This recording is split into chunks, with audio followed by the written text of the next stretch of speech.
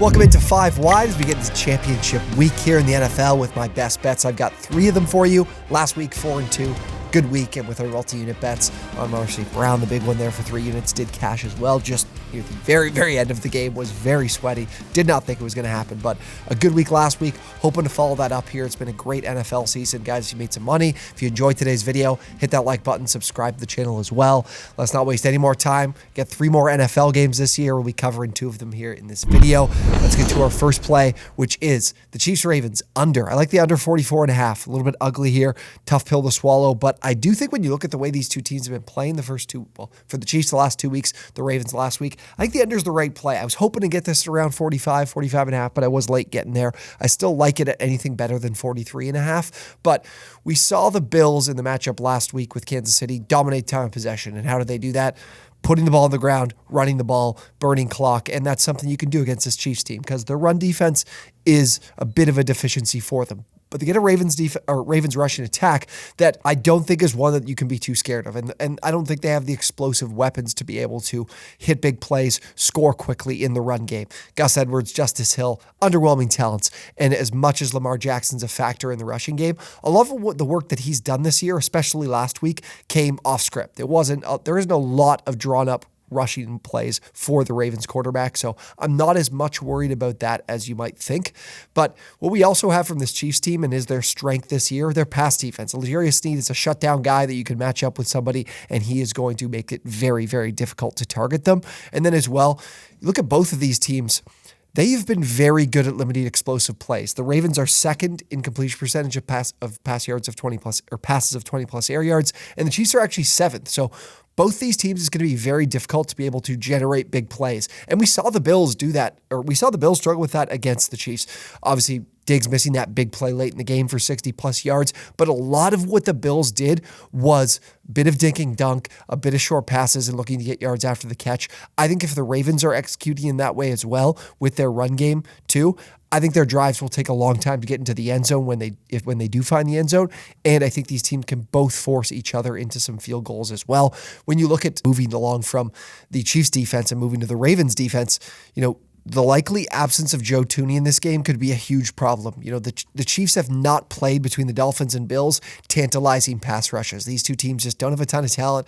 Dolphins are really banged up. I mean, the Bills were as well, but there wasn't a lot of a pass rush to be fearful of. Here, you've got one. The Ravens have been very good in the pass rush this year. 7.9% sack rate, averaging almost 3.5 sacks per game, which is their sack rate the 4th highest in the league. They can get after you. And if they're missing their left guard in this game, the Chiefs, I think it'll be a problem.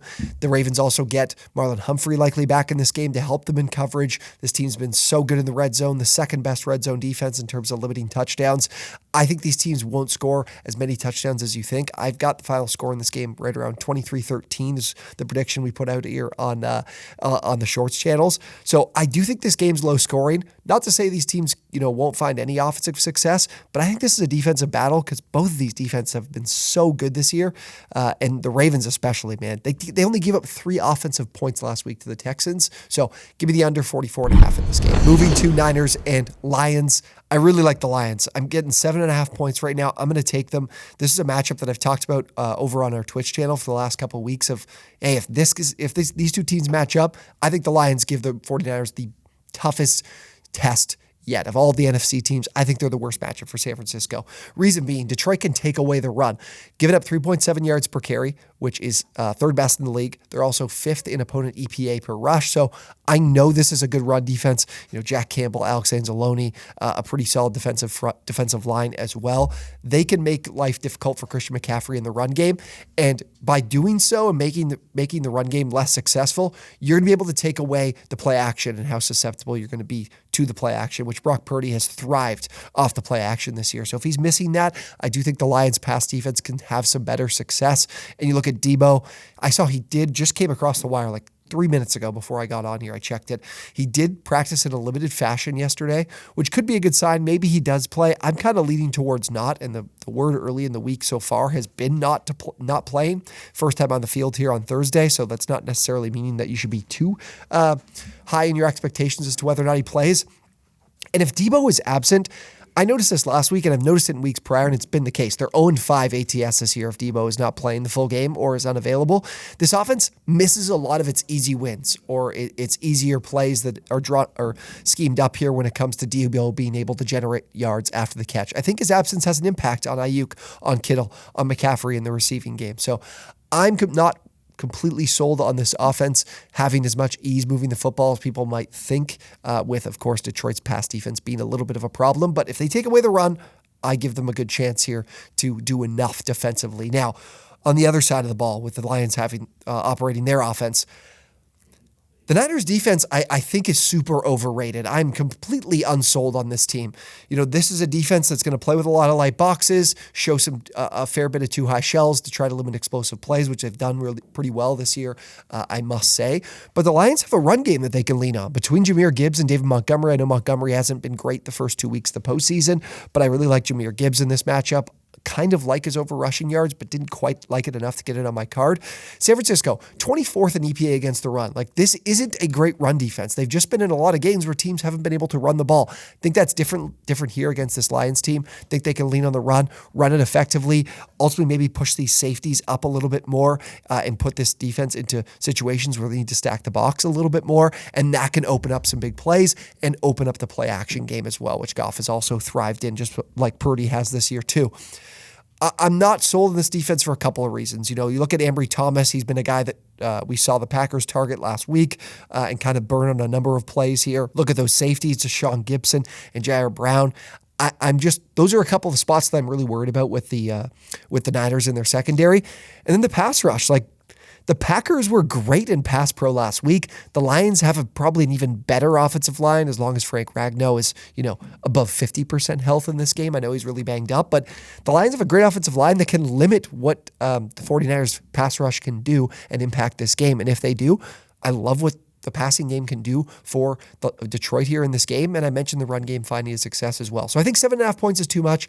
I think the Lions have a chance of winning this game, so I'll happily take them at over a touchdown. All right, our final play. Go no player prop. We're only one this week, surprisingly. We got side total, player props, a little bit of everything here. Brock Purdy, I like him over 29.5 pass attempts. Now, there's a little bit juiced in some books. Minus 125 is around what you can find it. I believe DraftKings has this price. 39 pass attempts in the game against Green Bay last week. A team that's more susceptible to the run, so I'm surprised Purdy's volume was this high, and a game that was played in some less than ideal elements, with the rain being a factor there for Purdy as well.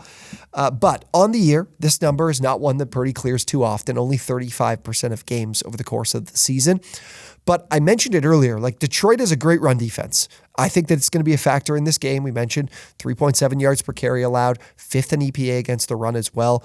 If you want to be successful offensively, it's by throwing the football against Detroit. They're 30th in EPA against the pass. Their opponents have been doing that all season, throwing the football against them at a high volume. Opponents are averaging 34.6 pass attempts per game against this Detroit defense. That's almost 5 pass attempts more than what this line is listed at.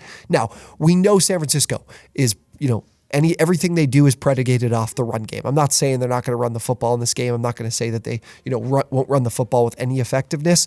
But I do think they'll have to lean on Purdy in the pass game a little bit more, which they have done dating back to last season.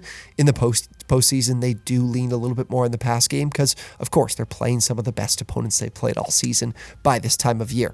Now, for Detroit specifically, opposing quarterbacks have cleared the number at 29.5 in 16 of 19 games this season, and 6 straight quarterbacks have cleared their pass attempts line in a matchup with Detroit. So it just tells you that, what this number is priced at, Detroit tends to allow even more than that, and even more what the books tend to expect. And I think in a game of this that's as monumental as this one, and in a game that I think will be tighter than most people think, Purdy's arm will be more important in this matchup, and I think they're going to be utilizing that as well, hopefully with some better weather too, which could definitely help, but we even saw in the poor weather, you'll get it too. So like Purdy over 29.5 pass attempts. All right, those are my 3 favorite plays for Conference Championship weekend, one of the best Sundays of the year. These are some awesome matchups between these two teams.